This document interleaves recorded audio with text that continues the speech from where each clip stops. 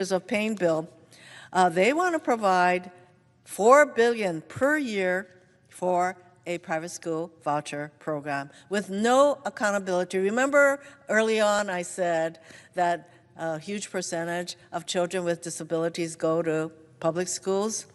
Well, private schools do not have any responsibility to make sure that they are providing education for children with disabilities. So no accountability. Let's just provide $4 billion per year, perpetuity, tax credit for private school programs that have no accountability along these lines.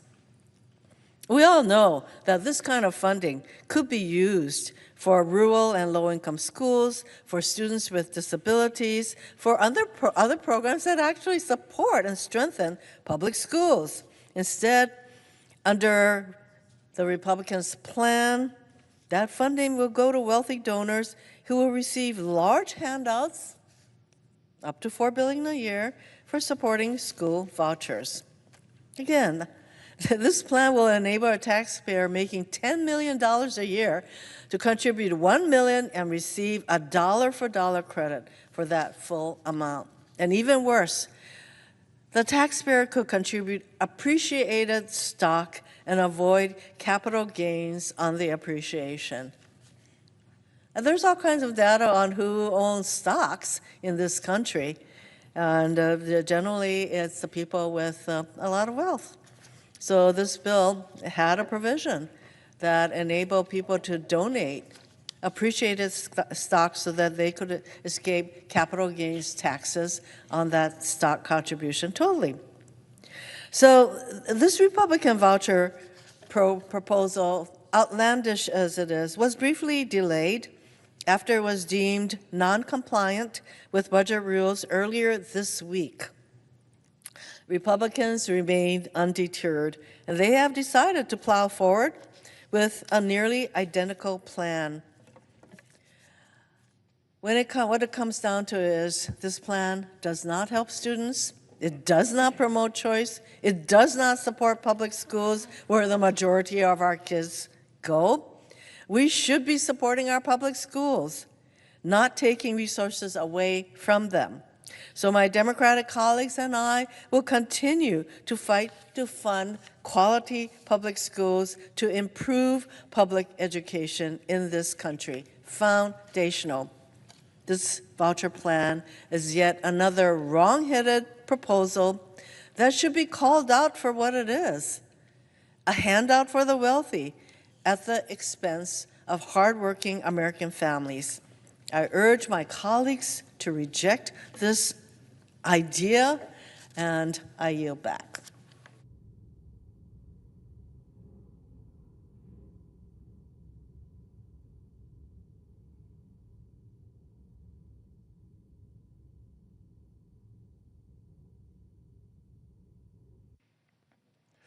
Madam President. The senator from Georgia.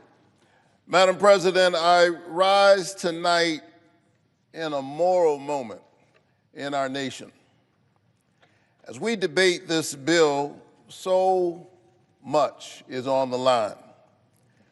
The health care of over 16 million Americans, 750,000 of them Georgians, is on the line. Food for hungry children. In a wealthy nation where 1 in 5 children are already food insecure. They don't know where their next meal is coming from. Their livelihood, their welfare is on the line. The well-being of seniors in nursing homes and the disabled who rely on Medicaid and those who care for them is on the line. The fate of rural hospitals in Georgia, in Alaska, in Louisiana, in little towns all over this nation that are right now barely hanging on is on the line, and the scraps that they are throwing them while cutting them will not save them. And my friends on the other side of the aisle know it. They know that these scraps that they're throwing at rural hospitals will not save them. And so in a very real sense, lives are on the line. We are in a moral moment because something else is on the line. I submit that the character of the country is on the line. In a real sense, the question tonight is, who are we? Not who do we tell ourselves we are,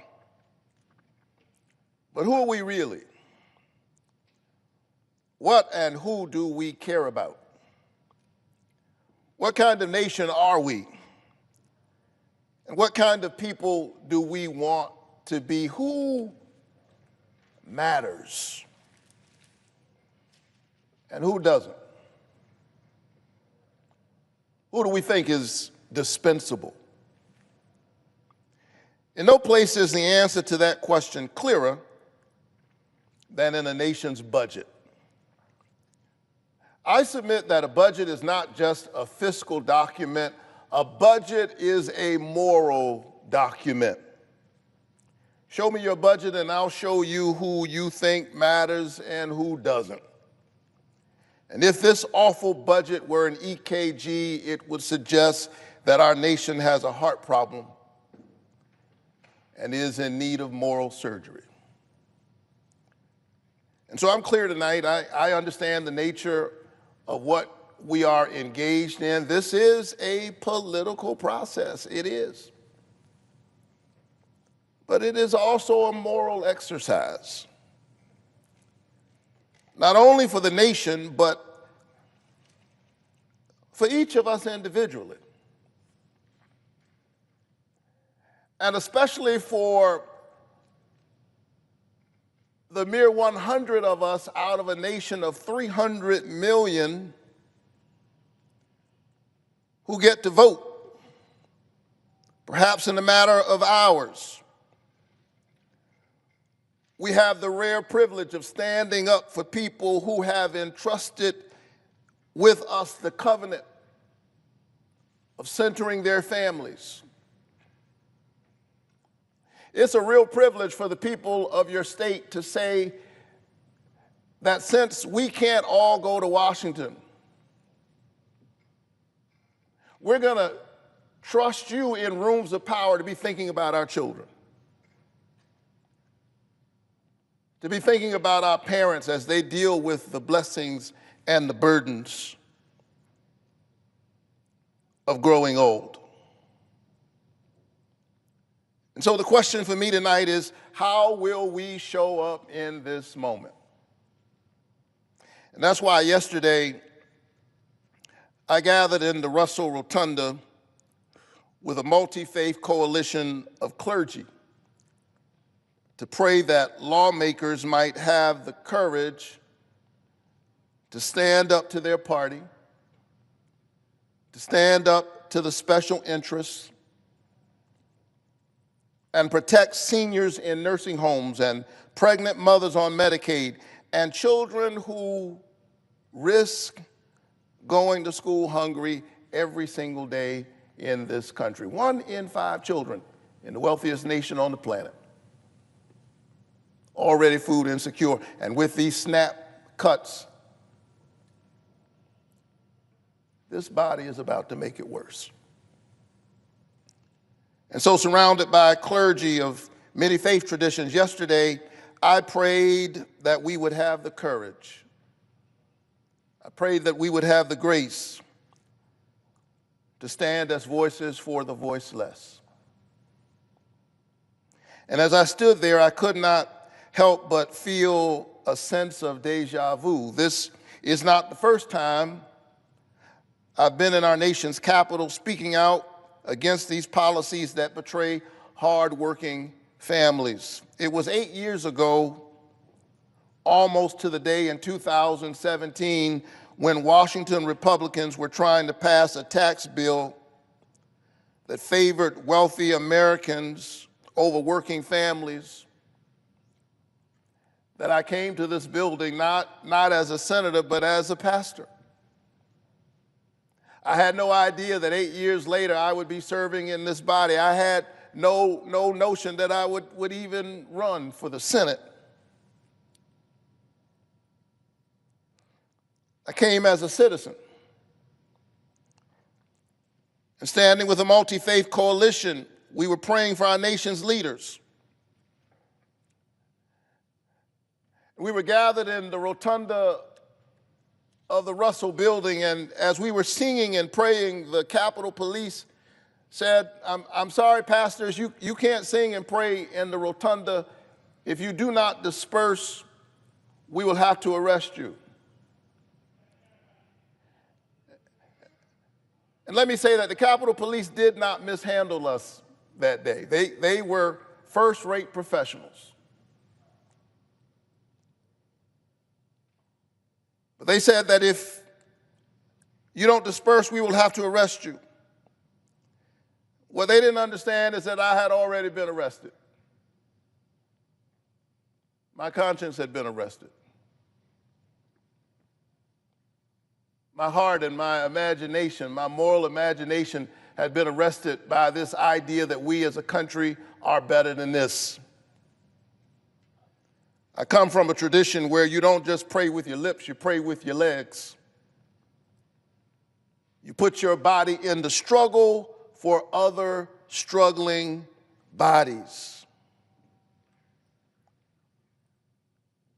And so here I am tonight, 8 years later,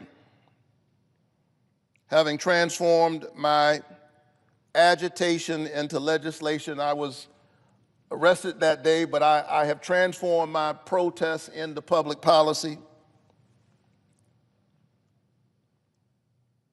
8 years ago, I was on the outside. Tonight, I'm on the inside, but it's the same fight.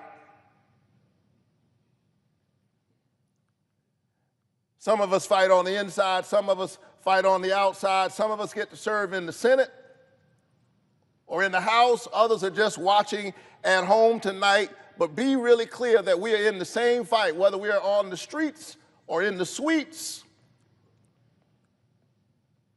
Same fight. And in some ways, this is the same bill 8 years later, just worse. Like most horror movies, the sequel tends to be worse.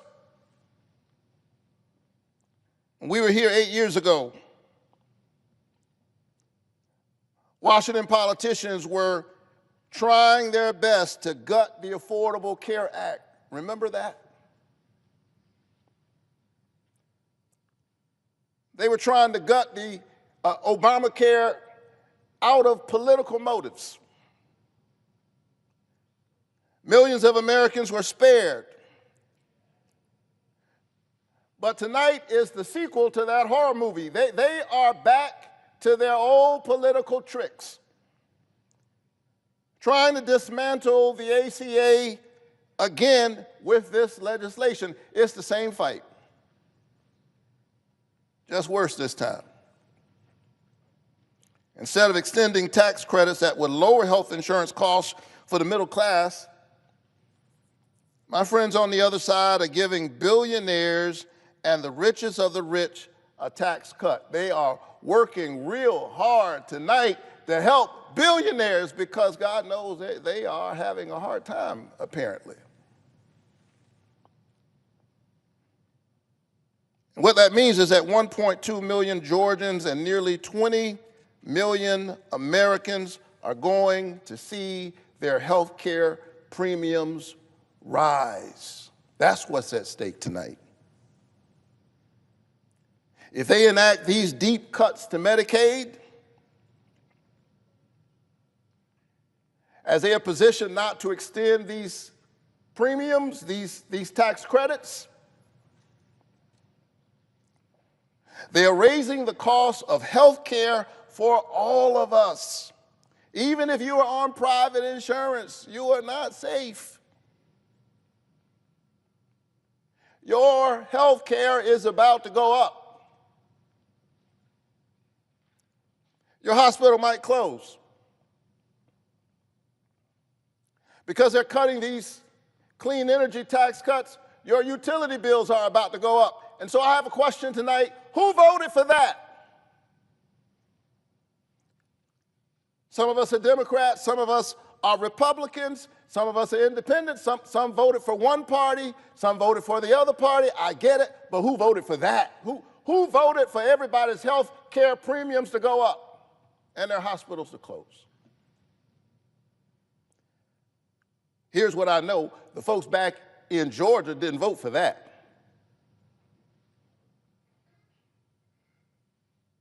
They voted for me and they voted for Donald Trump, but they didn't vote for that.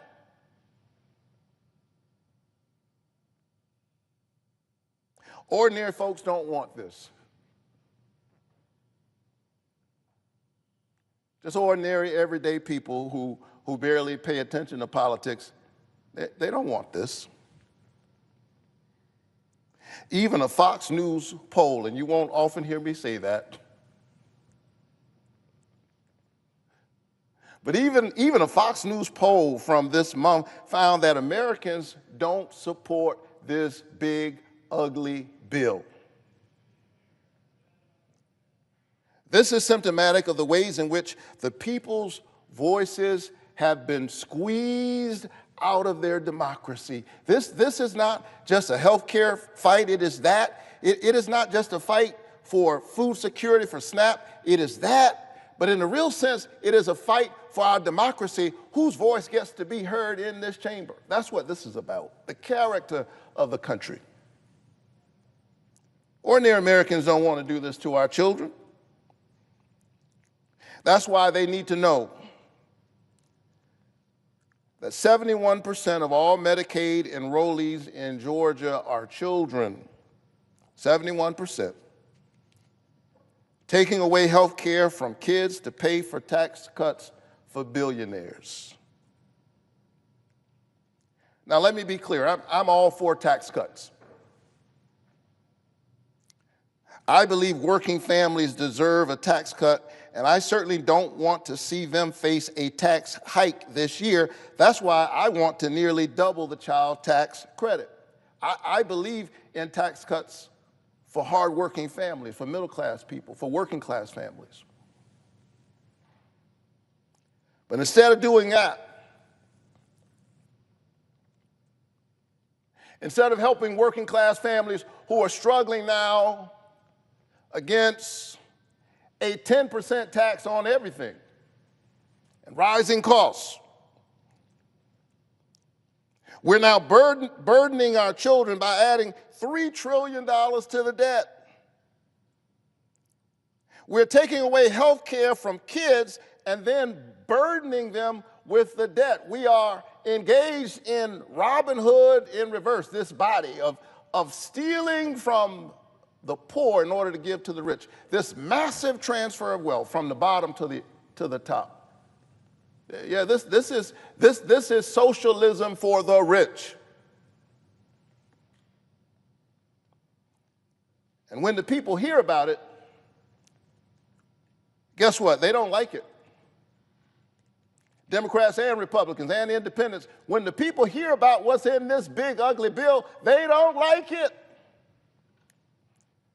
And that's why the folks on the other side are trying their best to fast track it. That's why they're trying to pass it, and they haven't even finished writing it. They're twisting themselves in knots, making their members walk the plank under the threat of a primary to pass this big, ugly bill. The American people do not want to rob our children of food and health care and then burden them with trillions in debt to give billionaires and wealthy corporations another tax cut. The people do not want this bill.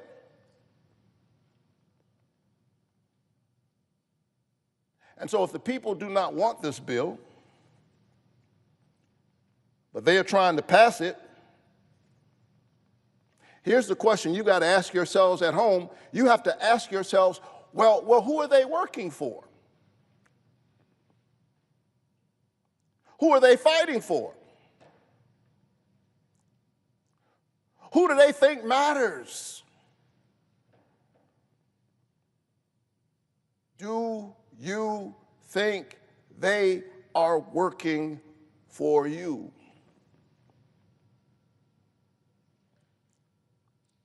This is a moral moment, and a budget is a moral document. And we have been summoned to this moment, people of faith and people of moral courage who claim no particular faith at all. And maybe because I was here yesterday and 8 years ago for a similar fight with faith leaders, maybe because I'm a preacher and it's Sunday, and I've been here instead of church, I have especially been thinking about those of us who are people of faith. People whose lives are informed by Scripture, people of the book. And maybe those of us who have different politics but read from the same book ought to spend some time together reading the book. Because I do sometimes wonder, and I say this with all humility, none of us owns the truth. But if I'm honest, there are days when I have to ask people of my faith tradition as a Christian, are we reading the same book?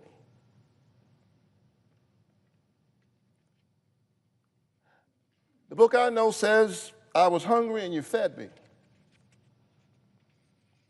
I was sick, I was in prison and you visited me. I was a stranger and you welcomed me. Inasmuch as you've done it to the least of these, you've done it also unto me. The book that I love says, learn to do good, seek justice, rescue the oppressed, defend the orphan, plead for the widow. Speak out for those who cannot speak, for the rights of the destitute. Speak out, judge righteously, defend the rights of the poor and the needy. My book says, whoever is kind to the poor lends to the Lord and will be repaid in full. The prophet Amos condemns those who buy the poor for silver and the needy for a pair of sandals. They sell the poor out and working class people for cheap. And for those of us who have a vote in this moment, for my colleagues who are swinging on a moral dilemma, I hear the prophet Micah say, he has already told you what is good. And what does the Lord require? But that you do justice, love kindness, and walk humbly with your God. May God be with our nation and grant us grace, wisdom, and courage for this moment. Madam President, I yield the floor. Madam President. The senator from New Hampshire. Madam President, first I want to thank my colleagues, and especially just now my colleague from Georgia, for their work tonight, for their expression of what's at stake in this moment, and to Senator Warnock, I say thank you and amen. I'm here today because I'm joining the majority of Americans who are deeply alarmed by this plan from the President and his congressional allies, a plan that will make life less affordable for more Americans. When we return home for this 4th of July, it'd be nice to be able to tell our constituents that we came together and passed bipartisan legislation to help bring down costs for families. Instead, my colleagues who vote for this legislation will have to explain why, at a time when families' pocketbooks are strained, they chose to support a partisan bill to make American life even less affordable. What will America look like once this bill takes effect? Millions of people will have lost their health coverage, thanks to the largest cut to Medicaid in American history. More people won't be able to afford preventive care and cancer screenings, and more people will get sick. Healthcare premiums will surge for everyone because fewer people will have care and the number of uninsured Americans will increase. Rural hospitals will close their doors because they lost Medicaid reimbursements that help keep them afloat. More people, especially in states like mine, will have to make long car rides just to get to a hospital 50 miles away in those desperate moments when minutes feel like hours and hours like eternities. Seniors will be thrown into grave peril because this bill threatens hundreds of billions in Medicare cuts. And once this plan eviscerates food assistance programs, it will be much harder for families to afford to put food on the table at a time when groceries are already far too expensive. Let there be no mistake. More families and children who today are being fed will go hungry. And all the while, our children will be burdened with trillions more in debt.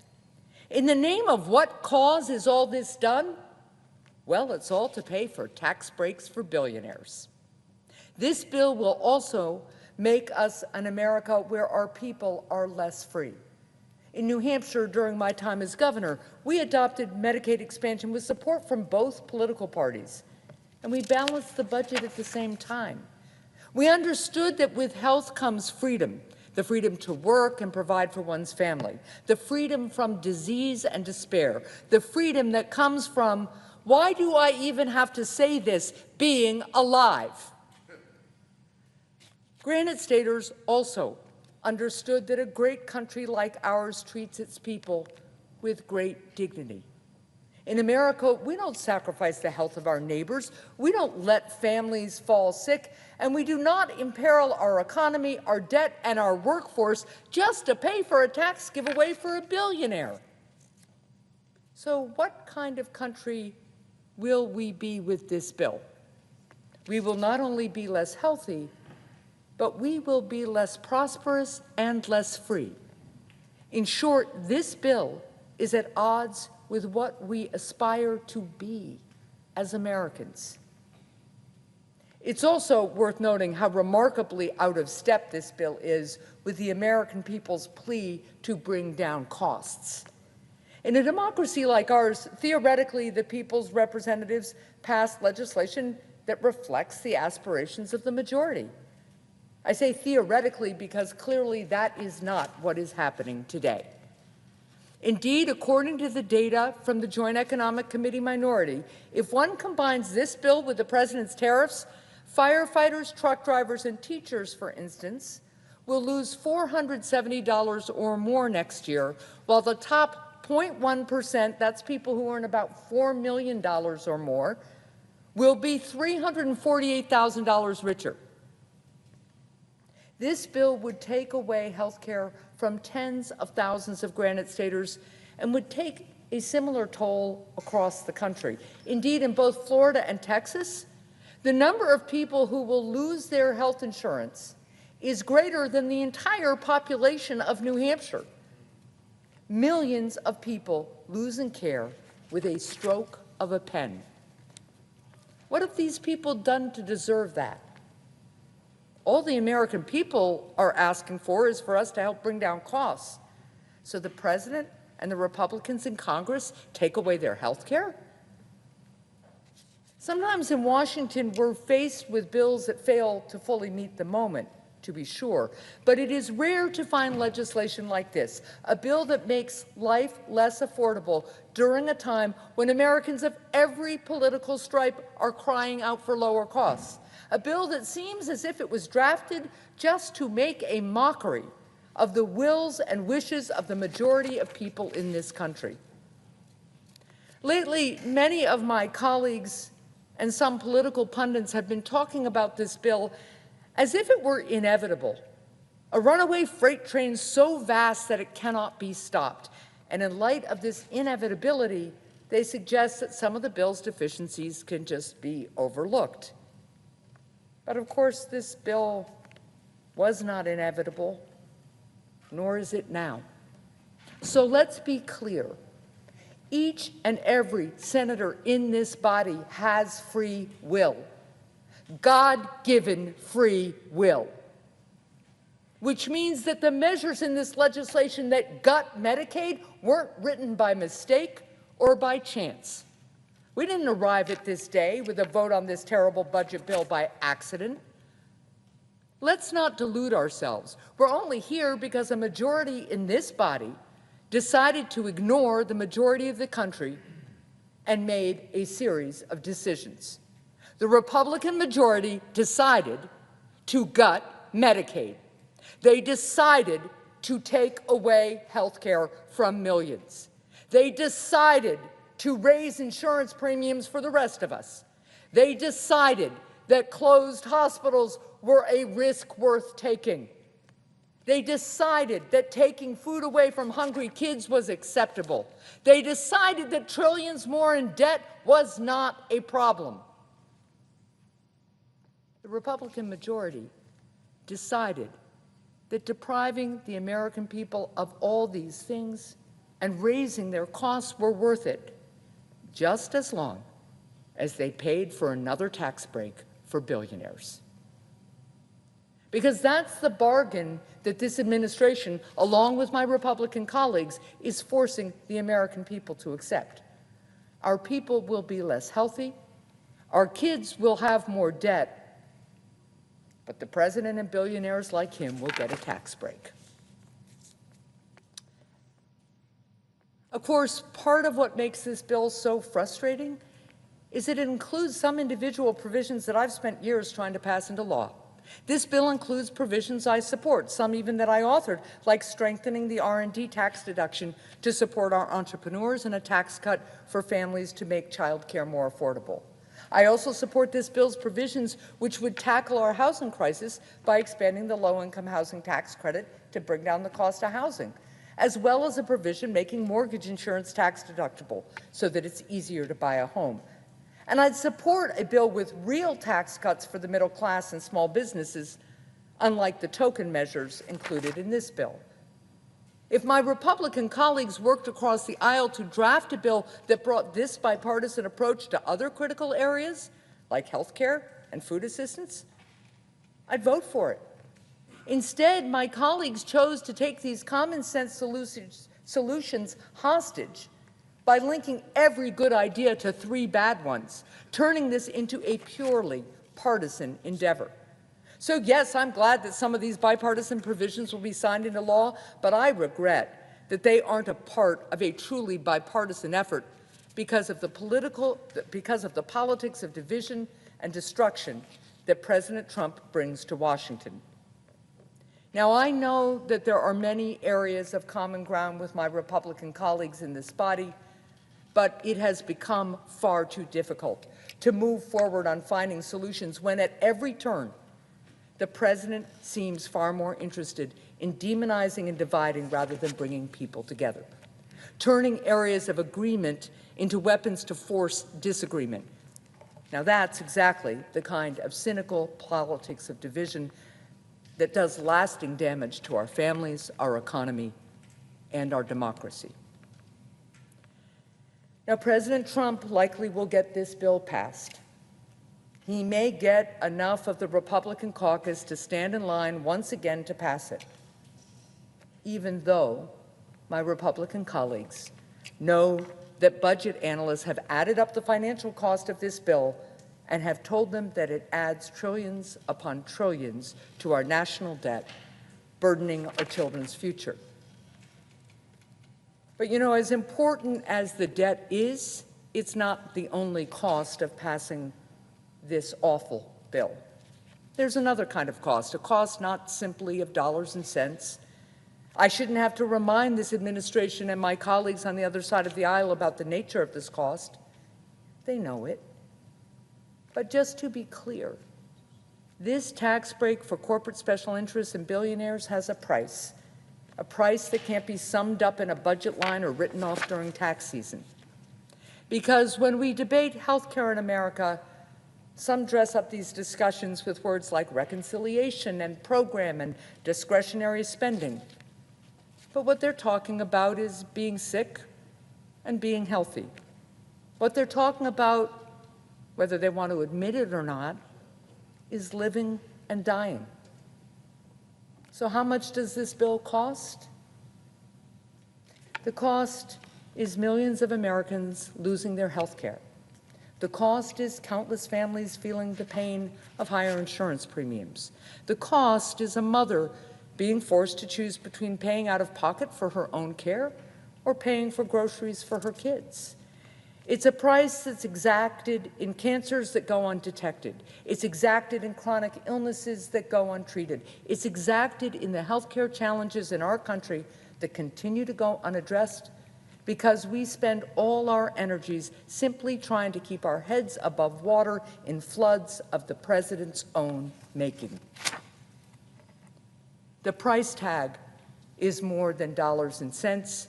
It includes the cost of losing more people from our workforce because they're too ill to work. It includes the gnawing pains of hunger and the slow toll of malnutrition that will come as food assistance programs are robbed.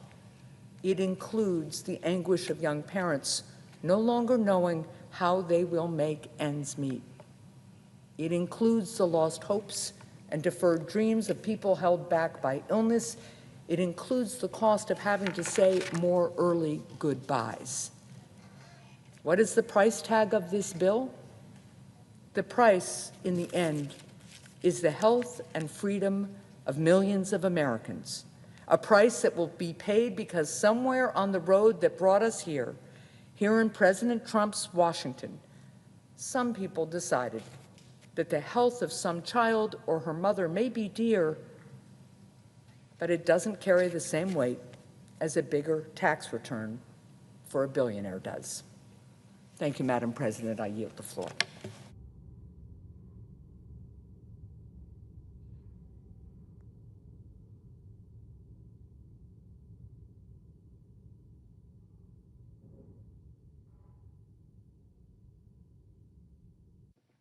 Madam President. The senator from Colorado. Thank you, Madam President. And the hour is late. I want to thank the presiding officer for being here. I'm glad to be here with my colleagues from New Hampshire and my neighbor from New Mexico. I want to thank the floor staff that's here tonight. And I would like to suggest, this is not the purpose of my speech, but the next time that senators make the suggestion that the floor staff should spend the entire night reading a bill here, that the senators actually read that bill instead of imposing that on the staff that's here.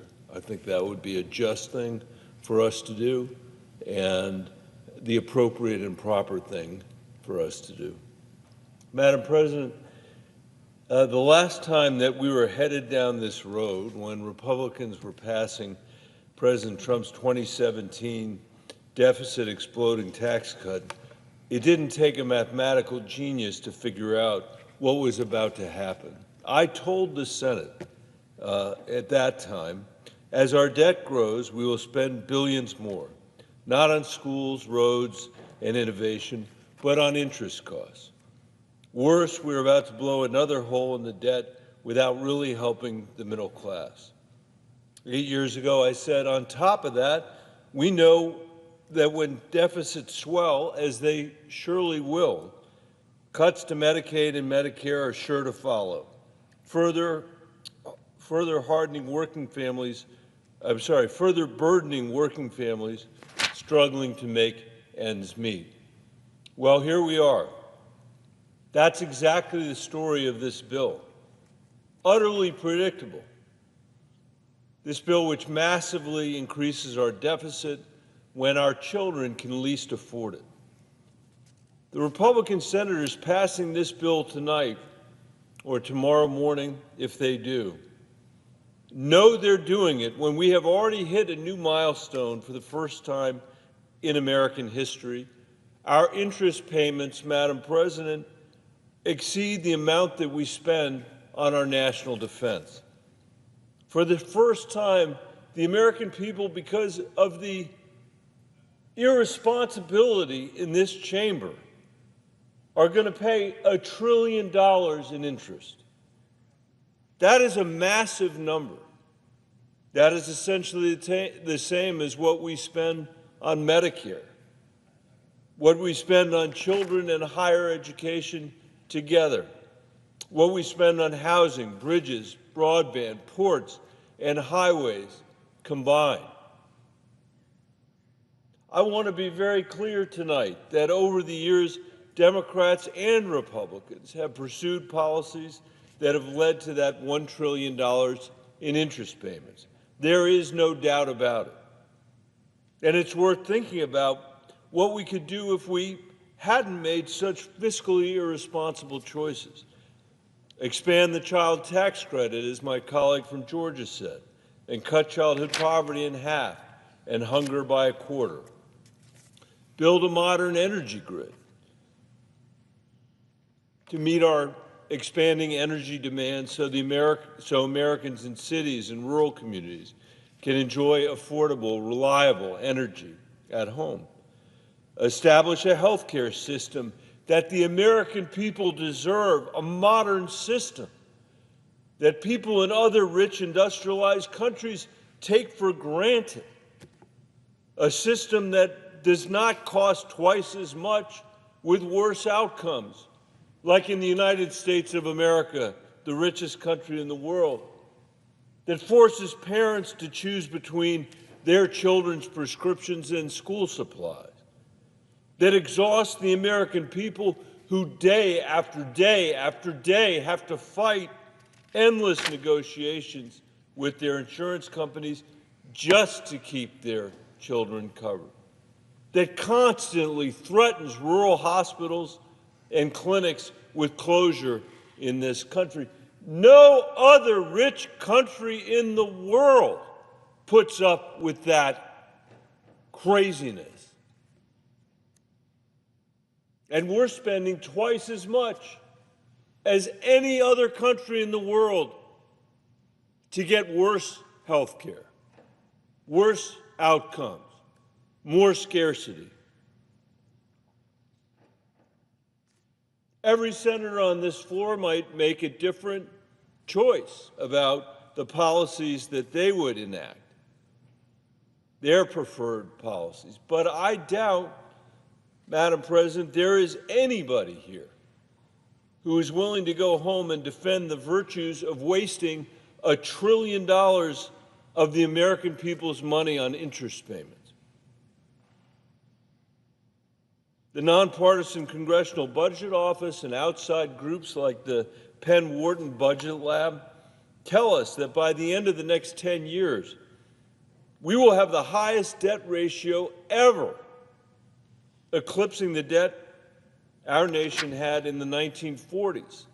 What was happening in the 1940s? That's when the greatest generation had borrowed money to defeat economic misery at home through the New Deal and European fascism by becoming the arsenal of democracy. Those were their receipts. Those were the receipts of a generation that understood its commitment to the next generation, to us. When we contemplate from this broken Senate the patriotic accomplishments of the greatest generation, what has always seemed particularly egregious to me have been the tax policy Republicans have passed 4 times since Ronald Reagan passed it in 1981. Every single time they made the same promises. Every time. Look it up.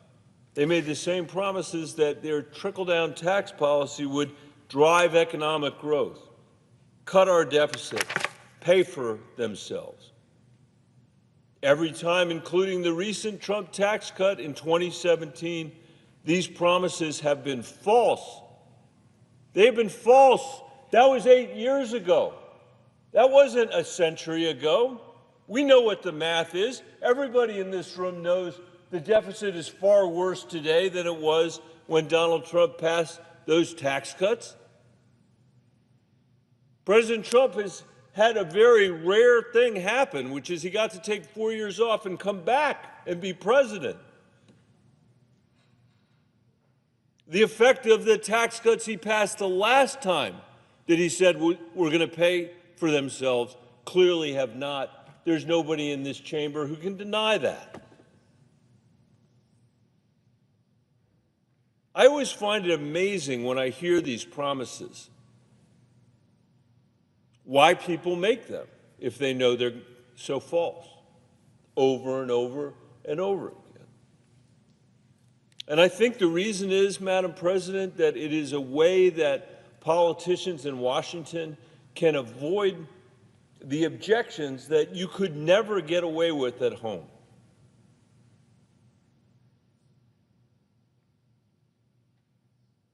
Imagine for a minute if there were a mayor in America, any mayor, in any town,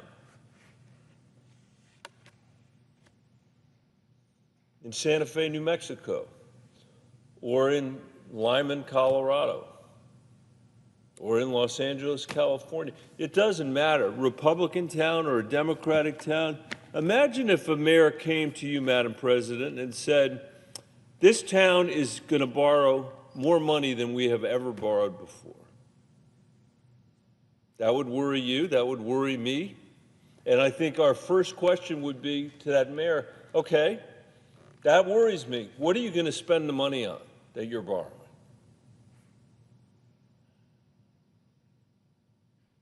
Are you going to spend it on schools? No. Are you going to spend it on parks? No. Are you going to spend it on the water infrastructure that so many communities in New Mexico requires? Are you going to spend it on the mental health crisis that our teenagers are facing because of our failure to address it? Are you going to spend it on infrastructure?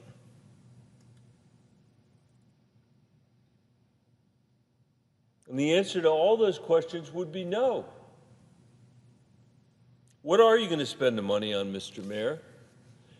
Well, the answer is I am going to give tax cuts to the 2 richest neighborhoods in town and hope that those trickle down to everybody else. That is the Republican tax policy.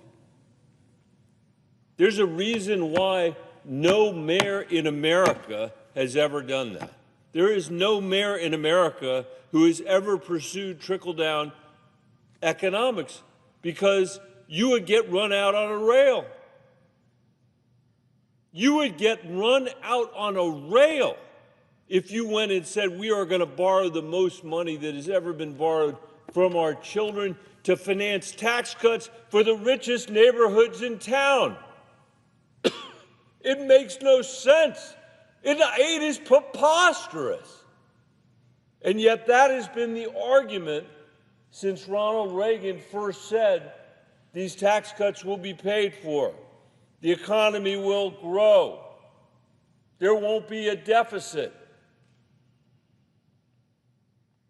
There's a reason we're paying more than $1 trillion in interest today, and that's because our deficits are enormous.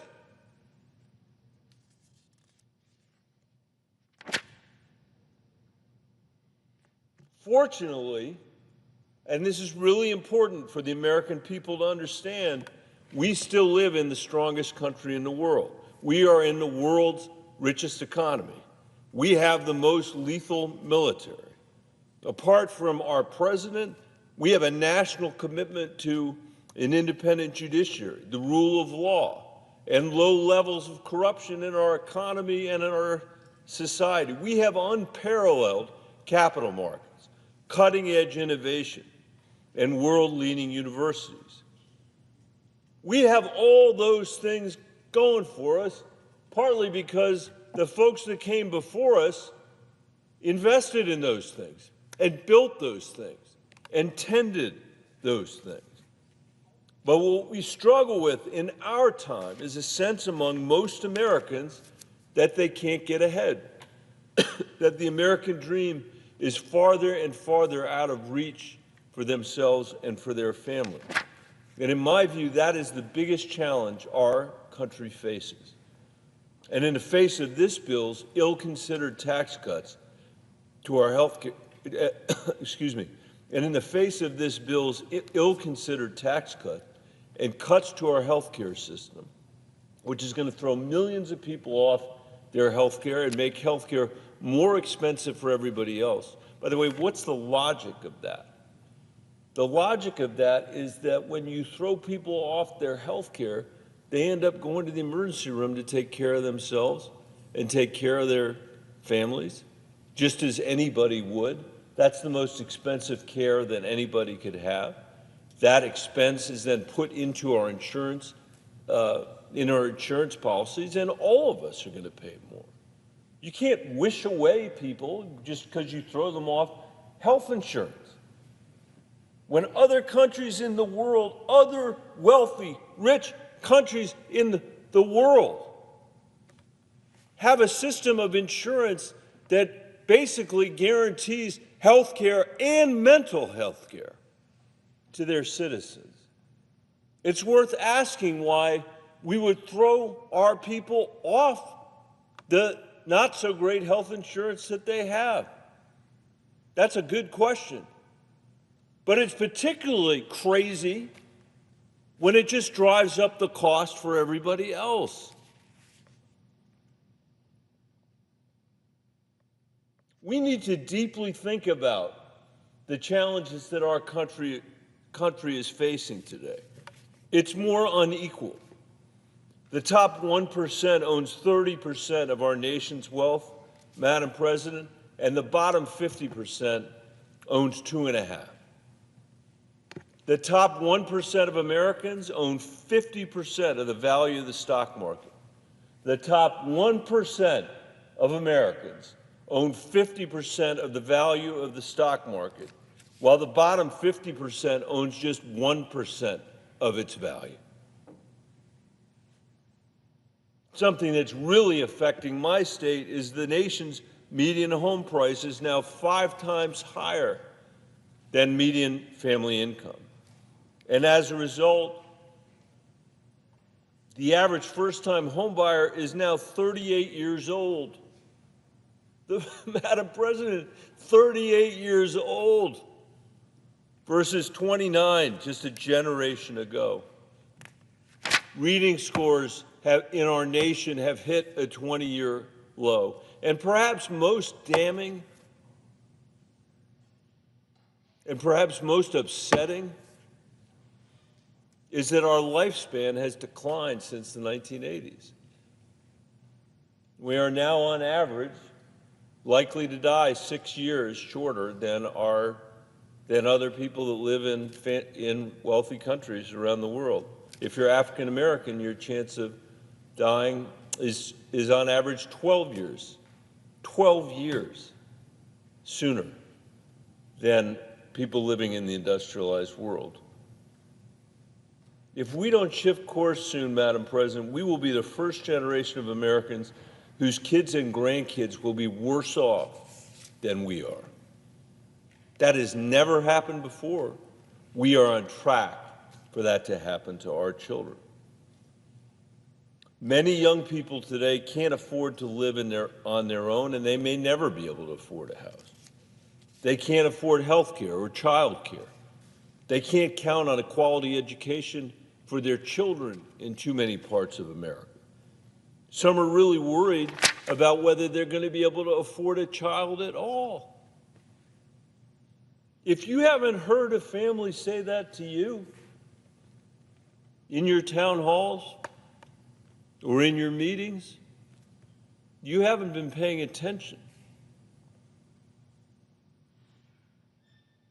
But instead of addressing any of these challenges, we are debating a bill tonight that will make the wealthiest Americans even wealthier and the poorest Americans even poorer, 500,000 of whom live in Colorado, while adding millions more to the debt which working Americans are going to have to pay back. That's what this Republican trickle-down economics comes down to. No matter how you dress it up, that's what it comes down to. Our generation has made some very bad choices when it comes to our children's future. This bill only makes matters worse for them. And all this debt will constrain the choices that they are going to be able to make for themselves. And that's a shame, Madam President. Because unlike us, perhaps they will aspire to following in the footsteps of the greatest generation to build a country where lifespans are growing, not falling, where economic mobility is rising, where poverty and economic anxiety are falling, where energy exports are increasing and emissions are decreasing, where quality health care and child care, education, and affordable housing are abundant, not scarce. It seems obvious to me, Madam President, that our child's ambition should be ours as well. Unfortunately, tomorrow, the Republican majority may pass a bill that takes us further in the wrong direction.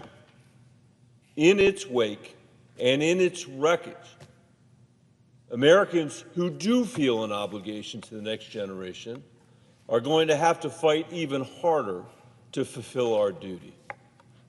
Madam President, I yield the floor.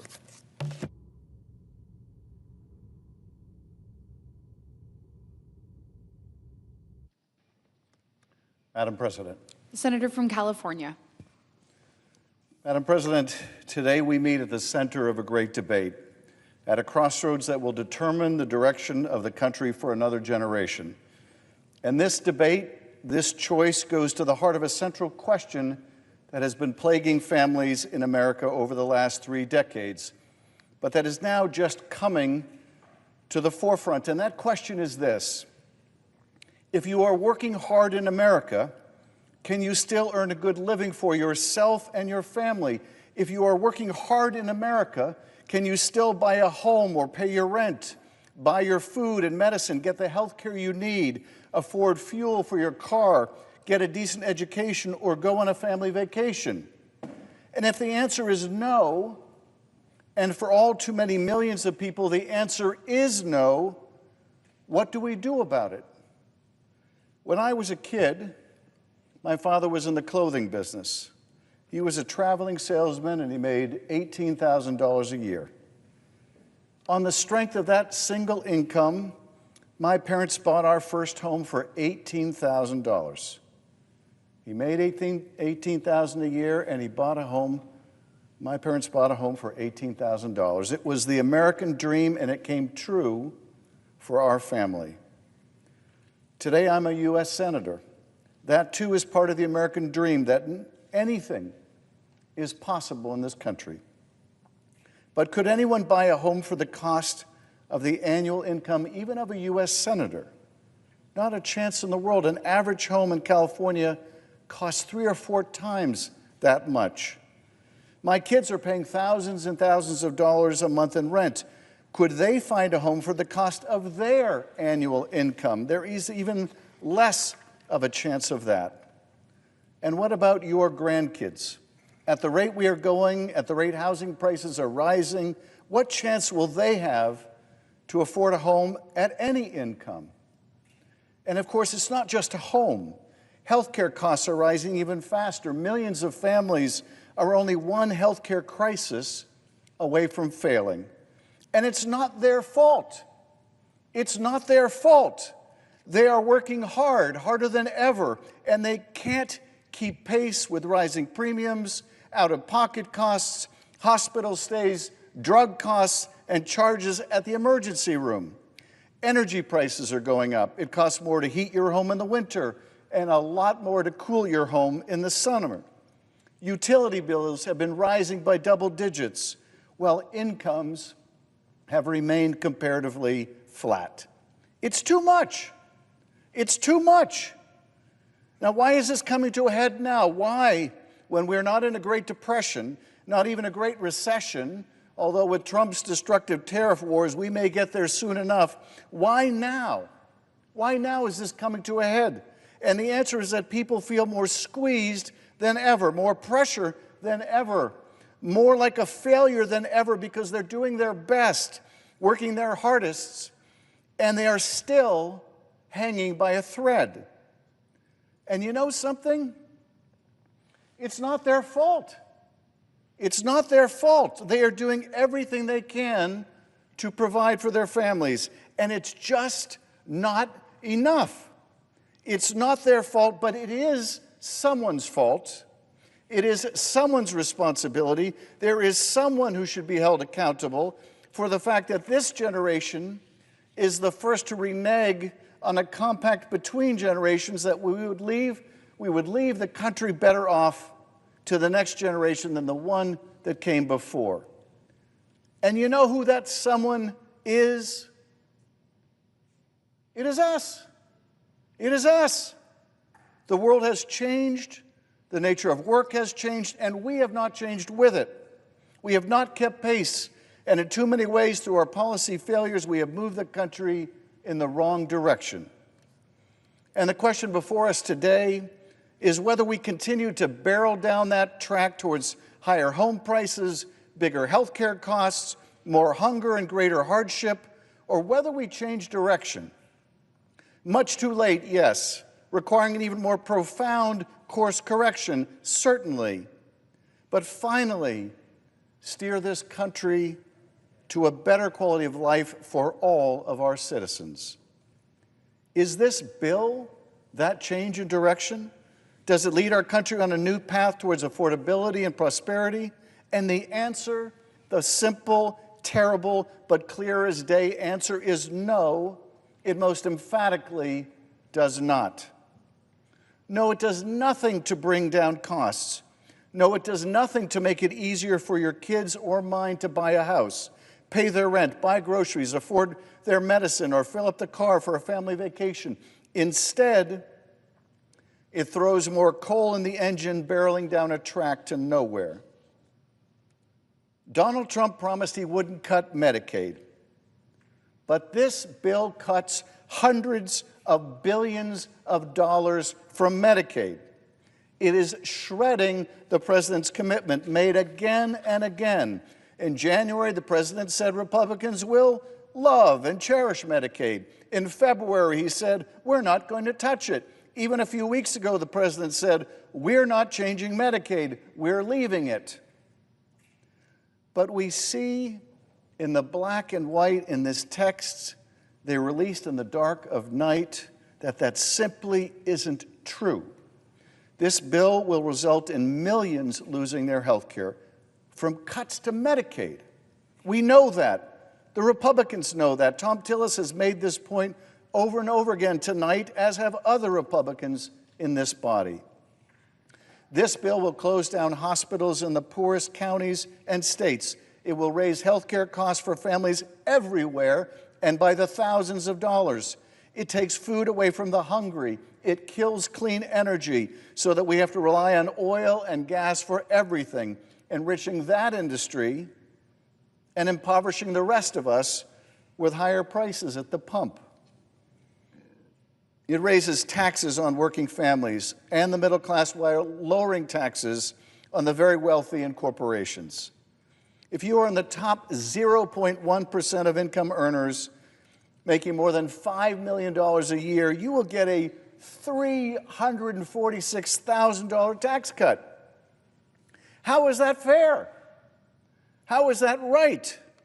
And it borrows the money from our kids to pay for that $346,000 tax cut, to pay for the habits of really rich people. Where is the fairness, the morality in that? When is enough enough? My father was part of the greatest generation. We, would appear, are part of the most selfish. And I'm fed up with it. I'm fed up with it. What happened to any sense of responsibility in this generation? What happened to love of country? Can we love our country and impoverish it? Can we love our children and grandchildren if we take from them only to give to ourselves? In this bill, we borrowed trillions from our kids. And for what? So the rich can have a bigger boat? So corporate CEOs can have more money? So a company can buy back more of its stock? So we can be richer than our neighbor while his neighbor has no home at all? The test of our progress, Franklin Roosevelt said in 1937, is not whether we add more to the abundance of those who have much. It is whether we provide enough for those who have too little. Last week, a landscaper in Los Angeles was tackled to the ground because he was undocumented. He's the father of 3 Marines. 3 Marines. When one of those Marines was finally able to speak to his father after his detention, he had one ask of his son: please go back to the work site and finish the job. That was his ask. That is the work ethic that has made this country great, not the ethic that brought him to the ground. Raising 3 Marines, that is the patriotism that has made this country great, not the rancor that beat him while he lay there. But if this bill is not the answer, and it most certainly is not, if this bill only makes matters worse, far worse, then what is the answer? What direction shall we go? How can we begin to make the country work for people once again? Well, we can give instead of take. We can build instead of tear down. We can recapture once again the sense of possibility in this country. If Eisenhower was part of the generation that won the war and built the roads and highways, let us be the generation that wins the peace by creating the next giant boom in housing in America, making the investment necessary, tapping into the great potential of the government and industry working together, breaking down each obstacle in the way, millions and millions of new homes that my children can afford and your children. Let us build new hospitals instead of closing them down, and in so doing, bring the cost of health care down with them. Let us train new doctors and nurses so it is not so expensive to visit them, and new home health care workers to take care of us even as we take care of them. Let us grow more food and feed more people at home and abroad and bring down the cost of our groceries. Let us thank our farm workers instead of chasing them through the fields to separate them from those they love. None of this is beyond our capacity.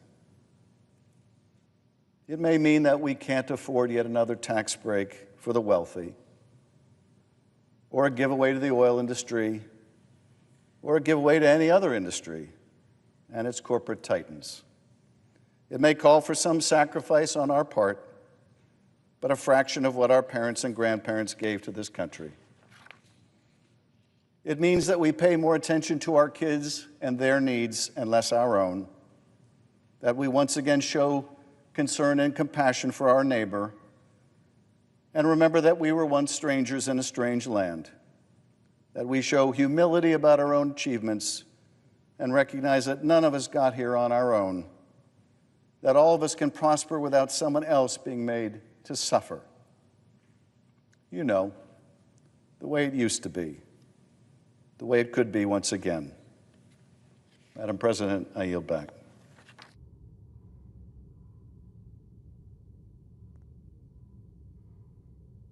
Madam President. The senator from New Mexico. President, I've heard several of my colleagues speak tonight about what this bill means for Americans all across America.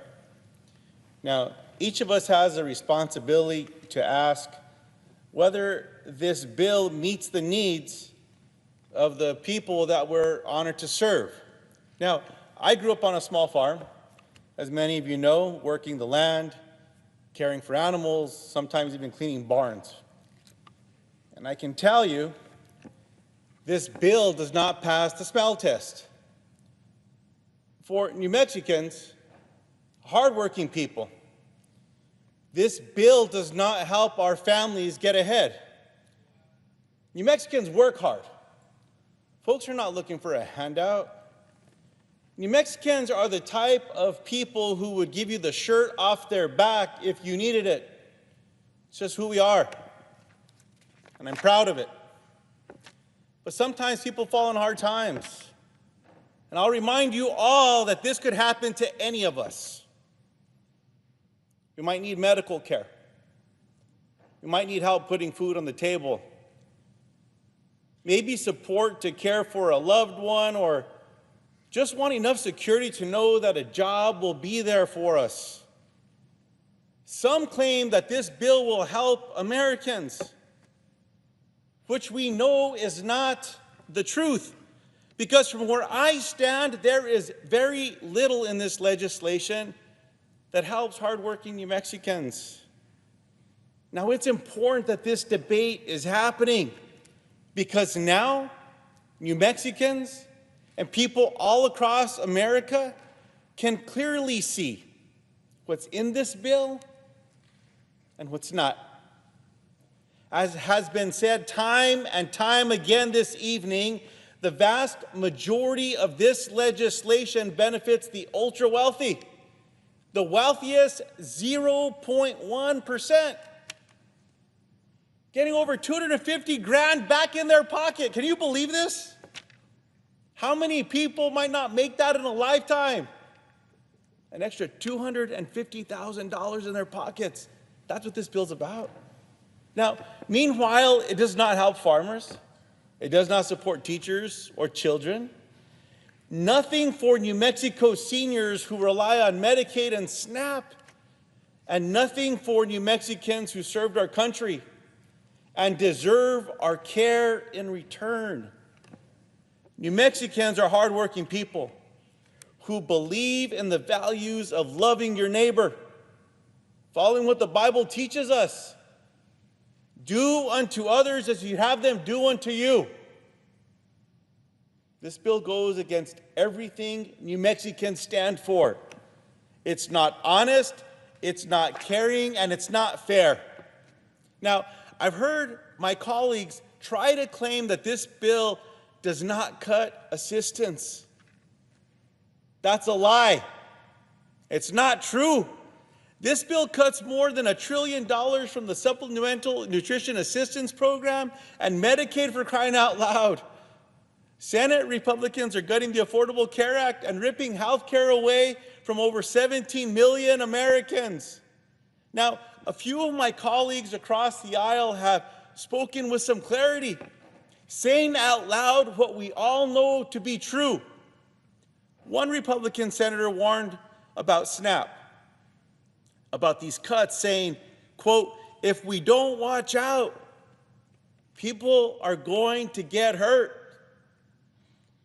Another Republican colleague said of Medicaid, quote, we can't be cutting health care for working people and for poor people in order to constantly give special tax treatment to corporations.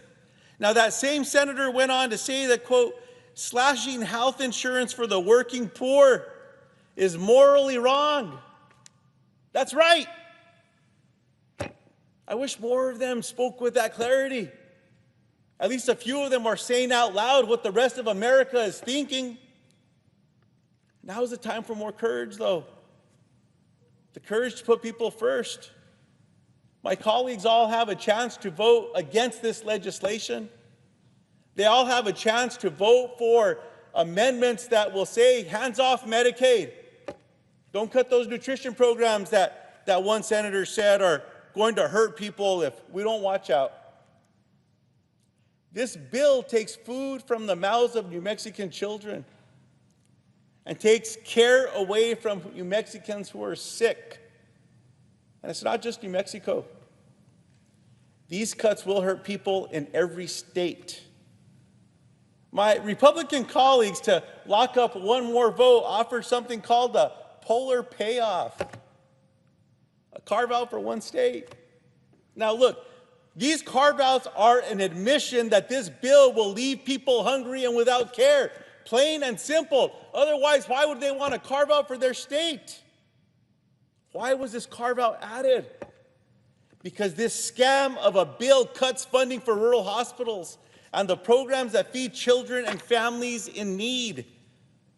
For our rural communities out there, for the farmers and ranchers who grow our food, this bill will hurt your bottom line while closing rural hospitals, closing rural grocery stores.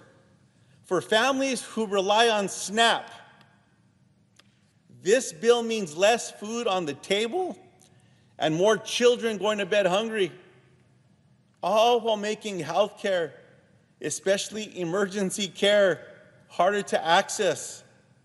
That is what this bill does to hardworking Americans. And I'm not even mentioning the Americans who currently have health care but will no longer be able to afford it because of this bill. Those of you watching at home tonight who do not think this impacts you, it just might. Earlier this week, I had the honor of speaking with a healthcare worker from Las Cruces, Julie. Julie traveled all the way from New Mexico to Washington, D.C. to tell Congress not to mess with her family's Medicaid. Like many of her colleagues, she had a story to share. Now, Julie's son received mental health care through Medicaid.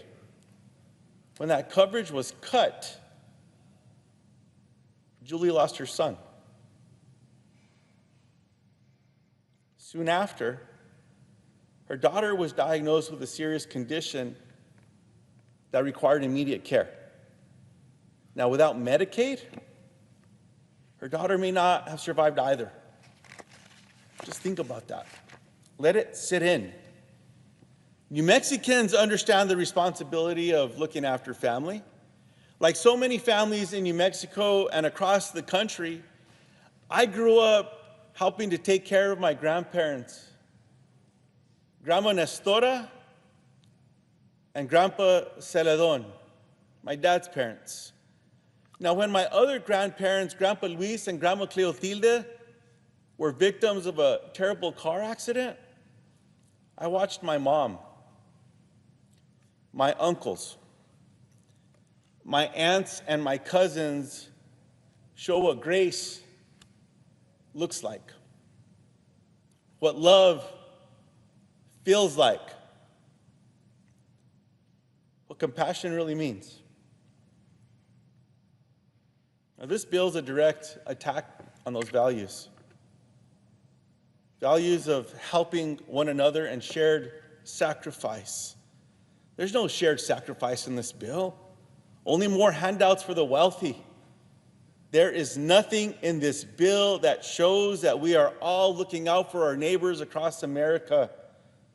And like so many Americans, I'm so deeply concerned about the price tag. This bill would add more than $3 trillion to the national debt. Now, to people watching, this is not just a number. It affects your everyday life. Higher interest rates. Think about your credit cards, your car loans, your mortgages if you're fortunate to have one. This bill is going to make your life more expensive. It's a total betrayal of our constituents.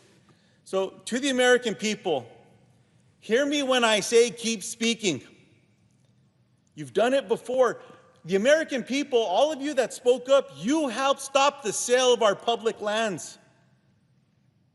You made your voices impossible to ignore. Now, this bill is not the law of the land yet. But if we stay silent, it will be. So keep organizing, keep calling, and keep showing up.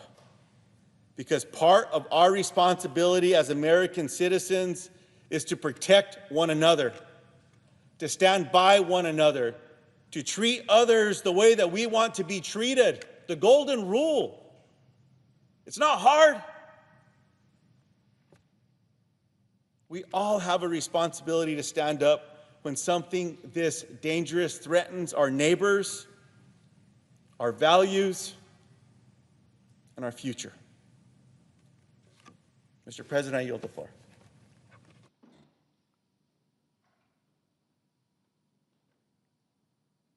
Mr. President. I recognize the senator from New Jersey. Mr. President, I rise today to lift up the fact that this reconciliation bill will do real harm to countless American families. It's not theoretical or hypothetical. Families are hurting right now. The opiate crisis that has ravaged large parts of my state, mental health crisis that people across this country are so concerned about and are begging for help about. And so many other challenges that are out there. Every single family knows the fear of a health crisis.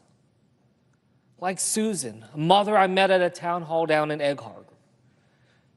A town hall that was part of a series of town halls that I did, trying to highlight the challenges that so many families are facing. And in this crowded room of over hundreds of people, a woman named Susan shared her story. A mom of a 24-year-old son with Down syndrome.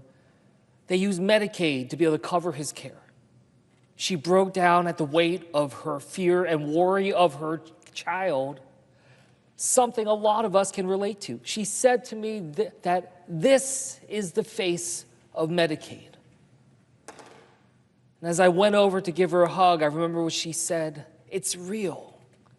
And it is real, and I know everyone in here knows that. I know because offices on both sides of the aisle are getting the same calls. Our phone systems broke down because of the overwhelming volume of people calling and literally begging us not to do this. Begging us to protect Medicaid so their kids can see the doctors. Begging us not to cut SNAP benefits so their students can have access to healthy food. It is a humbling experience seeing a parent begging for the resources to take care of their sick child. And yet, as I look around, I see far too many people rushing through this process to get it done. We little care about the resulting impact it will have, generational damage that will be done while we are rushing through, barreling through, without the ability to properly debate this. Well, I want you to know, the people in New Jersey, the people in this country, this budget represents an abandonment by their government. And this will hurt everyone we are supposed to be helping. Some of the people that could be impacted the most are people within the disability community. Hundreds of thousands of people in New Jersey with disabilities rely on Medicaid for coverage. Over 15 million across our country, including a man named Tom Spadaro, a disability advocate in Ocean County, New Jersey, who joined me for a town hall. After a gun accident when he was 11, Tom is a total quadriplegic, dependent on a ventilator and others. Medicaid helped him go to school, then college, and in his own words, has given him dignity. When talking about this bill that we are debating here today, he said, quote, "If I lose Medicaid, I feel like I'm getting shot in the head again. This time, it's not a bullet, it's legislation." I want his words to echo through this chamber today for everyone to hear. If this budget passes, families in every single state across this country will feel these cuts long after the media and the Trump administration have decided it's time to move on and get over it. A cancer patient doesn't just move on when they have to delay treatment because they've lost insurance coverage, when a family has to upend their lives to become caregivers to their parents because they can't afford elder care, when a hospital closes and the new closest emergency room is hours away after the child is in an accident and needs help now, not in 5 hours, they won't get over it. America will feel this long after Donald Trump is no longer in the White House, and they will remember what has happened to their lives because of it. Now, there's some people listening who might not think that this is going to affect them. But these cuts to health care in this bill are so dramatic that it's going to have an impact that reverberates all throughout our communities. I talked to a hospital leader in New Jersey who said that these cuts could be so devastating for their revenue because of how much they get through Medicaid reimbursements that they're not sure that they're going to be able to keep their doors open. A hospital, not certain that they can keep their doors open. This is not the only story like this across my state, across the country. Whether it's rural hospitals or suburban or urban, we're going to have a lot of challenges that are going to reverberate beyond just those on Medicaid. It's going to affect every single one of us and raise prices at the same time. Losing that critical care in communities not only abandons people in their time of most need, but it leaves a tragic ripple effect on others and other hospitals.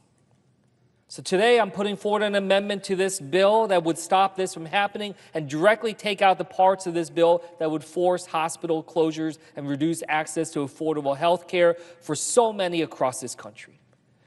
In no reality should we be helping billionaires send their rockets to outer space while turning people away at hospitals.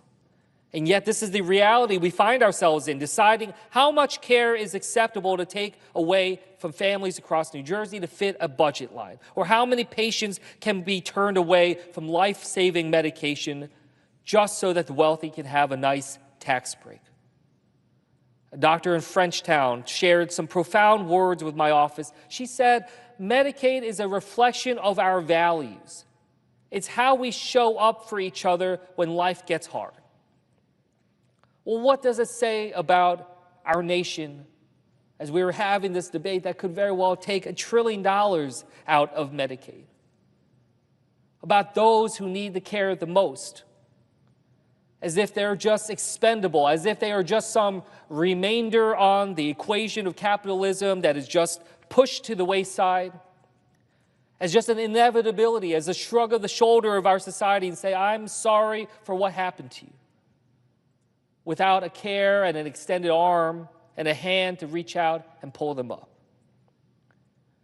Let's be very clear, this bill will cause prices to drive up. In New Jersey alone, over 454,000 families will see higher costs in premiums, according to the New Jersey Department of Banking and Insurance, which is why I'm introducing an amendment to make sure this bill wouldn't raise these costs by striking provisions that would increase premiums or out-of-pocket costs under Medicaid, the Children's Health Insurance Program, and some private insurance marketplaces too. We cannot allow billionaires to get richer while working families are seeing drastic increases to their premiums or out-of-pocket costs. Costs to keep their children healthy as we deal with the worst measles epidemic in decades. Costs to afford their kids medicine while we see our government attacking science and fact, making parents have to work that much harder to keep their children safe. With all the challenges we are dealing with right now, it's painful to think through what will happen if this bill goes into effect. And the fact that these healthcare cuts will increase our gaps, worsen conditions for our vulnerable communities, including children. If we can't stand up for them, for our children, who are we willing to stand up for? And as I said at the beginning, every family has a healthcare story. Everyone has felt overwhelmed in the face of sickness and injury. Just a year ago, my father took a fall. I got the call while I was on the campaign trail, rushed down to the hospital. But even after the surgery, what we learned is there was an even more debilitating challenge that we face, a cognitive decline as my father is descending into dementia. I just spent Father's Day weekend with my father, the entire weekend. But it was in the emergency room as he had twice fallen in 2 days, 2 separate trips to the emergency room. My family is overwhelmed right now. We struggle to think through his needs that go far beyond what we can be able to provide, goes far beyond what Medicare can provide. And it's not just my father and my family. We have failed seniors. We have failed as we have failed to plan and create a place for elder care in this country that preserves a foundation of dignity and decency for everybody. And when you are in the trenches fighting for your own life or gripping the hand of a loved one struggling, the last thing you want to think about is worrying if you're eligible for this treatment or that.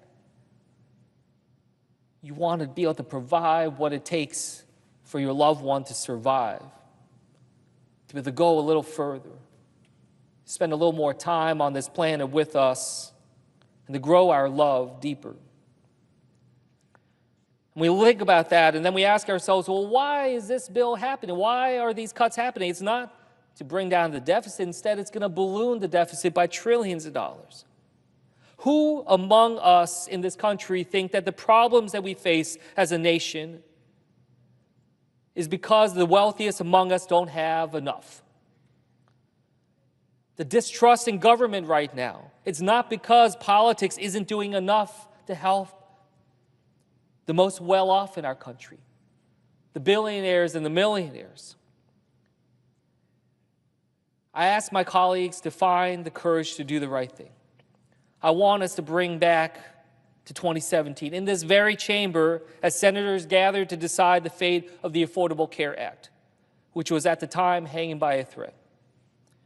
Many of my colleagues here in this chamber were also on the floor at that time. I was not. I was a regular citizen, angry at what I was seeing unfolding, watching it on my phone. A citizen that felt so detached from what was happening on this chamber. I remember thinking to myself, how could the Senate be seriously considering doing such harm to this country, to so many Americans, by trying to gut pre-existing condition protections, the Affordable Care Act, so much others? I asked myself, am I missing something? Am I missing information to understand why it is that this is even happening? And we saw rushed conversations, and we saw people running back and forth. And we also saw Senator John McCain step up and signal with his arm that he did not stand for this. Senator McCain's vote was a rare moment of doing what you know is right, even when you're surrounded by noise telling you it's wrong. It's surreal now finding myself on the floor of the Senate in a similar moment in our own nation's history, when so much on the line with this vote, and I look around this chamber and yet again think the exact same questions from 8 years ago. How can the Senate seriously be considering gutting care for so many?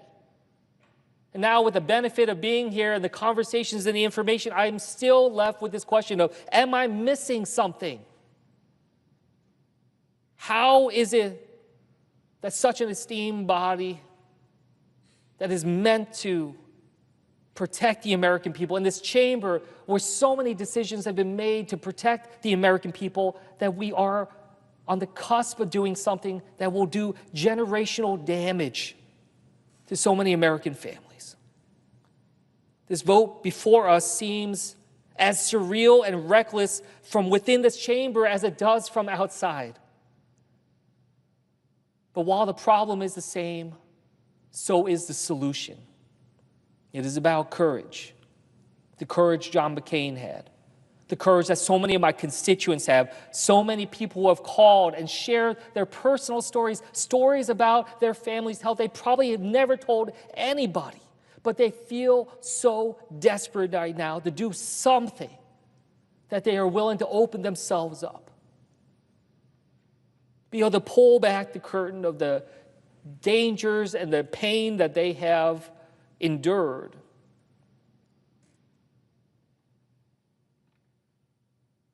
To be able to try to do anything to stop this bill from hurting Americans. That is courage. And it's courage about standing up against the big money and the special interest, and sometimes it feels insurmountable. And I say to my colleagues here today that you won't be remembered by whether or not you pass this bill on President Trump's timeline, or you feign concern about constituents just to be able to stab them in the back later. You'll be remembered by your courage to stand up and say no.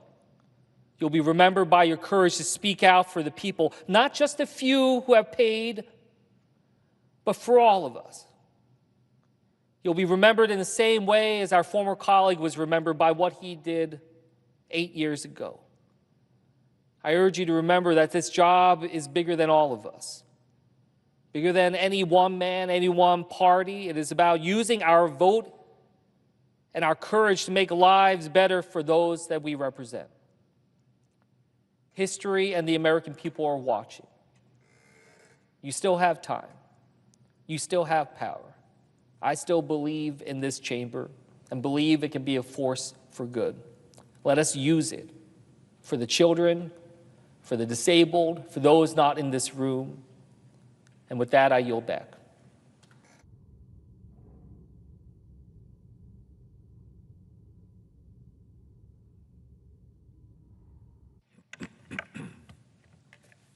Mr. President.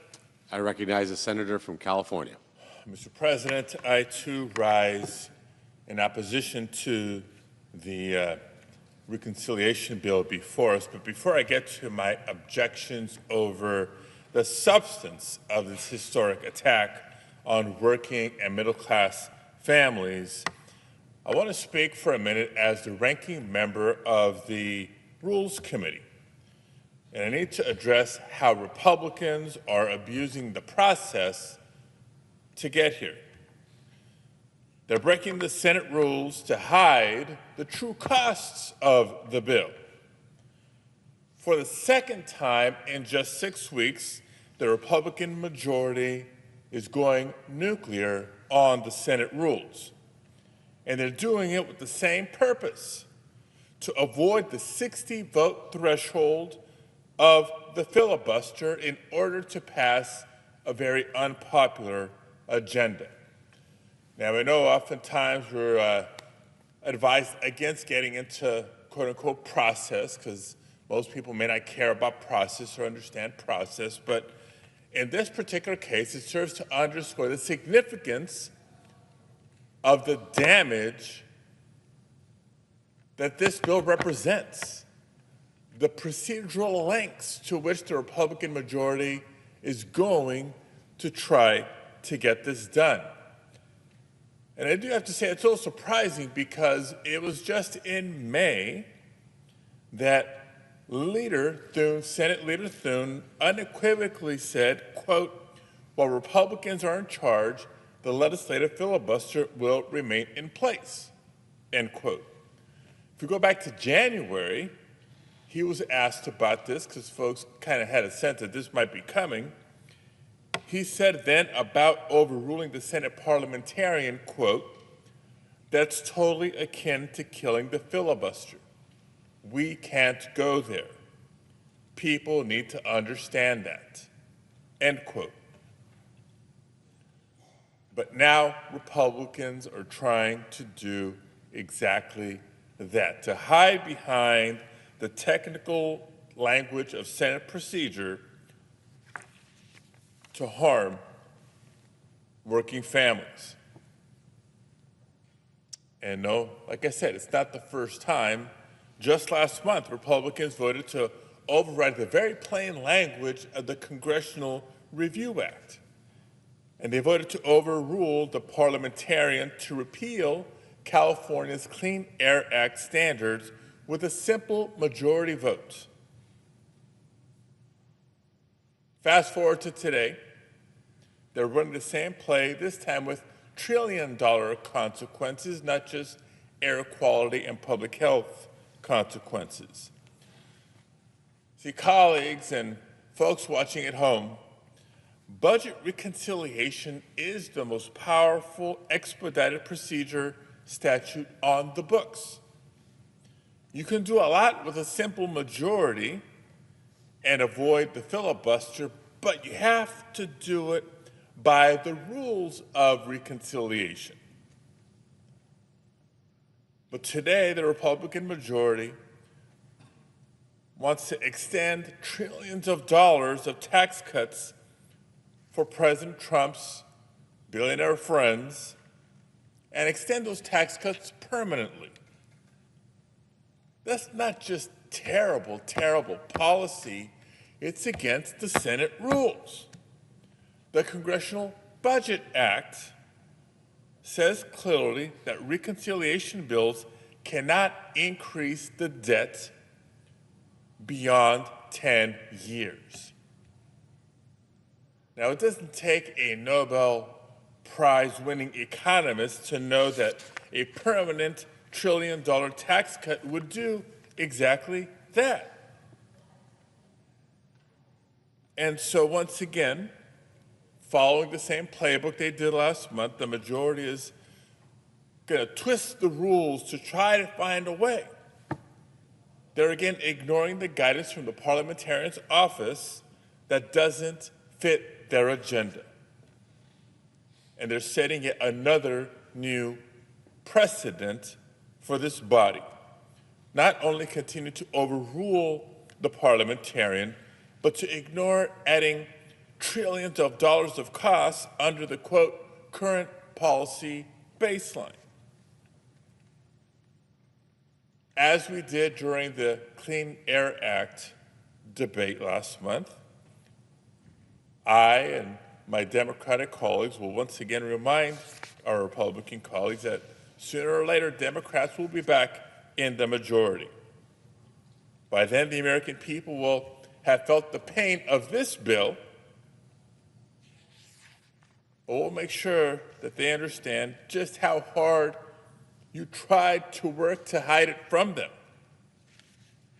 Democrats will not let the American people forget what Senate Republicans do this week. Now on to the substance of budget reconciliation. Mr. President, how many times have we heard the Trump administration these past few months say that they're focused on fraud, waste, abuse? Now, these are the buzzwords that they turn to when they're trying to bat away questions or when Americans are trying to get clarity on whether the life-saving services that they depend on are about to get cut. But in reality, what we're seeing happen this week is one of the biggest acts of fraud in American history playing out right before our very eyes. With the bill under debate today, and it is past midnight, so we're into Tuesday, so I can still say today, Donald Trump and his billionaire allies are literally stealing from working families in order to reduce the amount of taxes that they would have to pay. Literally robbing from the poor to give to the rich. And for anyone really wondering whether they would actually do that, we know that they will, because they've done it before. In 2017, during the first Trump presidency, Republicans seemed fine, saying they could afford hundreds of billions of dollars in permanent tax cuts for large corporations. I remember the arguments back then. This is going to grow the economy, they said. In time, it will reduce the debt, they said. That didn't happen. So today, now they're arguing that we can't afford programs that keep kids from going hungry. We can't afford the programs that keep lights on in emergency rooms. It's outrageous.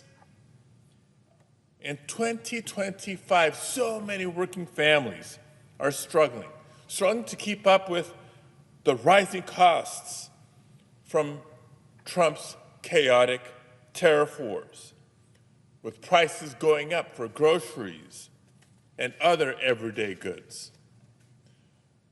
Many are working long hours and still struggling to make ends meet or to afford care for their loved ones. I get it. I've been there. Colleagues, as I've shared with you before, I'm the proud son of working-class parents who came to the United States from Mexico in the 1960s. I'll remind you that for 40 years, my father worked as a short order cook, and my mom cleaned houses. On those modest salaries, they raised my sister, my brother, and I in the proud working class community of Pacoima, California. And I remember what it was like to live paycheck to paycheck. I know how unnerving it could be, for example, when the car broke down and you listened and witnessed your parents debate because, on the one hand, maybe they couldn't afford the cost of repairing the car right away. But they also realized that they couldn't afford to not fix the car because they had to get to work. And I know that there's so many Americans in communities like the one I grew up in that aren't looking for handouts. That's not what we're arguing or debating in this bill. Americans just want a fair chance to work hard and provide for their family. There's pride and dignity in working hard and providing for families. That's part of the American dream. People just want a fair playing field. In a country with as much promise and profit as the United States of America, that shouldn't be too much to ask for. But not only would the Republican budget reconciliation bill be one big handout for the wealthiest Americans, it would actually make life harder for working families in order to pay for it. That's wrong, and it's cruel. At its very core, just like Trump did in 2017 with the help of Republicans in Congress, this bill is fundamentally about one thing and one thing only: cutting taxes for the wealthiest Americans and big corporations. How else do you explain the fact that the top 0.1% will see a tax cut of more than $250,000 a year, while millions of American households will actually see a reduction in their annual income or take-home pay? That's because to pay for the massive handouts to the wealthy, Republicans are gutting health care and cutting services that so many working families depend on. And they're twisting themselves into knots in order to cut around $1 trillion in health care, cuts that would leave 16 million Americans without health insurance. We're talking about seniors. We're talking about children, Americans with disabilities, hardworking families who don't deserve to be kicked off their health insurance just so billionaires can pay less in taxes. These devastating cuts, by the way, will also close rural hospitals around the country, including in California, where so many are already struggling just to keep the doors open. And for folks listening to the debate thinking that, well, if I'm not on Medicaid, then this may not apply to me, this isn't going to hurt me, let me remind you that if your local hospital that relies on Medicaid dollars is forced to cut services or cut staff or even close its doors as a result, then yes, you too will be hurt. But the bill doesn't stop there. In this bill, Republicans cut SNAP, nutrition assistance, that critical lifeline that so many count on to literally feed their families. How much more cruel can you get? But wait, there's more.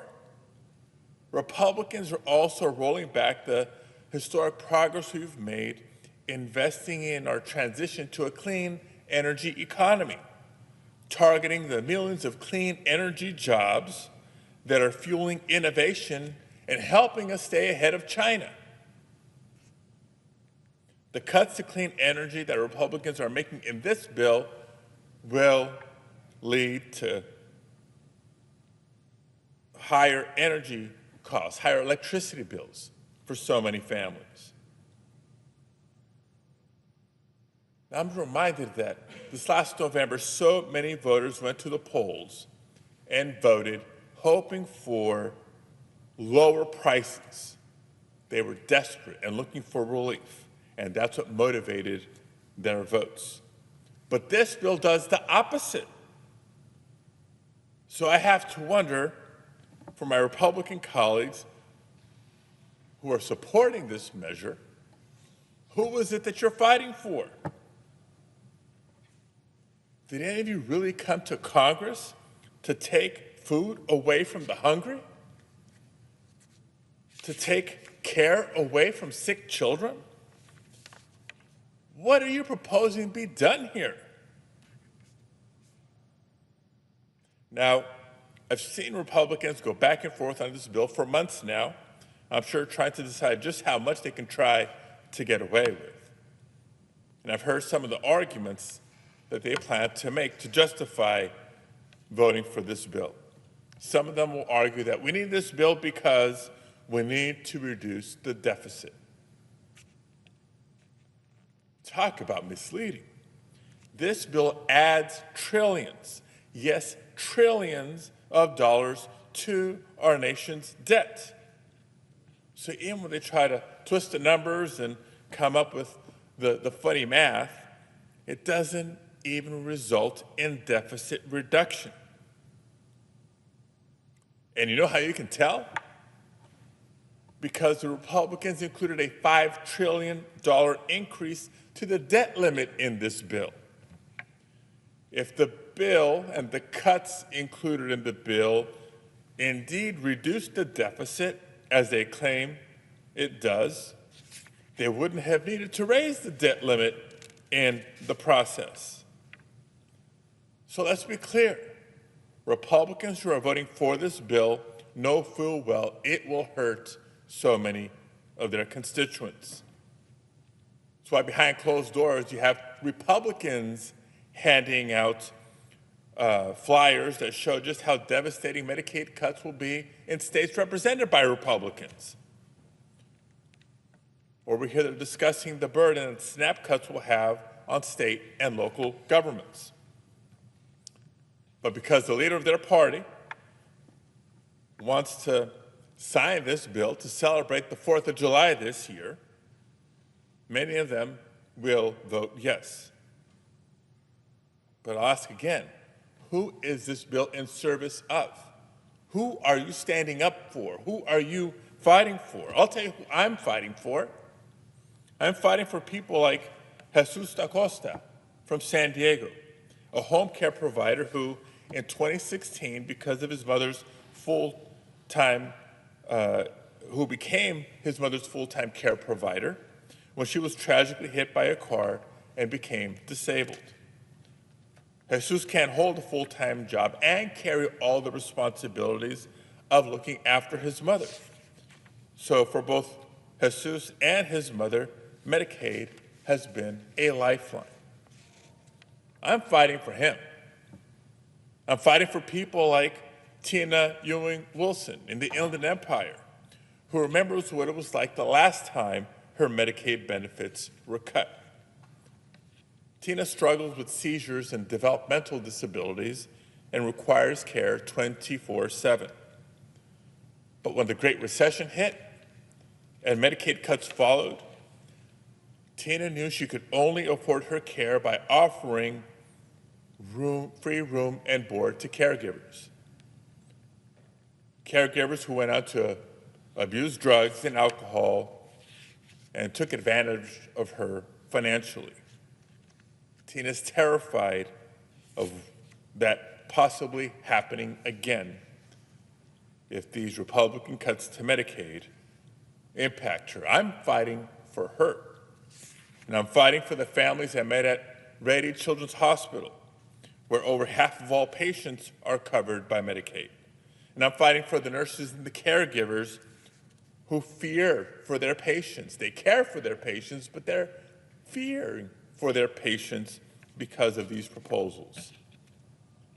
For every parent across the country who's working their tail off to put food on the table for their children, but every now and then may need a helping hand. If you see these Americans, if you have constituents with similar experiences in your state, and still think that they should have less of our help, not more, then I guess we came to Congress for different reasons.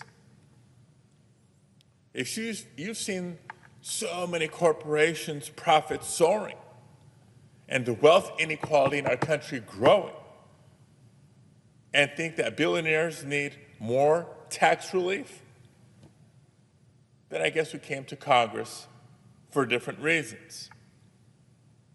And if this week you'll vote to rip these critical lifelines away from millions of Americans because you somehow think it's the right political calculation,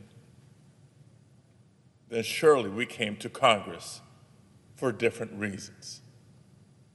Colleagues, it's crystal clear. I urge you to vote no on this bill and stand with me, stand with us, stand up for working families. That's what I plan to do. Thank you, Mr. President. I yield the floor. Under the previous order, the Senate stands adjourned until 9 a.m.